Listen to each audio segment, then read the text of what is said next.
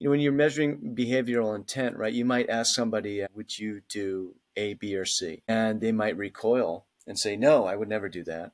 But then there's a way to figure out whether given the right conditions, they may in fact do that. Yes.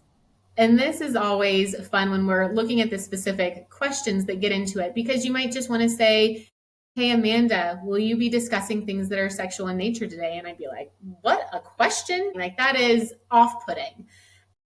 But when you look at what actually uh, supports different behaviors, it's not always that direct. And because whether or not you have support from your coworkers, from your managers, whether you feel an expectation, that starts to take you down from I'm repulsed by the idea of discussing things that are sexual in nature at work to like maybe I will, just to join in with the jokes with other people. Part of the magic or methodology, as I'll say as a scientist, approach that we have allows us to get some of these honest answers, which with these pro-social behaviors, and we'll just keep in the context of sexual harassment prevention, what we learned is when you ask questions that we ask in our courses outside of a course, out of context, essentially, are you going to behave this way? Are you going to do this? Going to do that?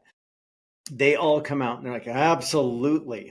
I would never, ever engage in anything that would be lewd or inappropriate.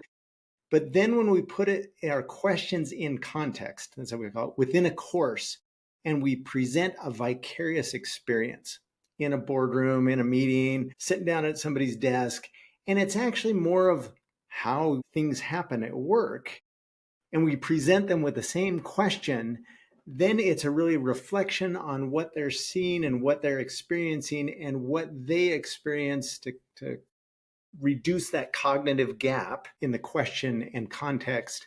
And we end up getting these really honest answers, surprisingly honest answers.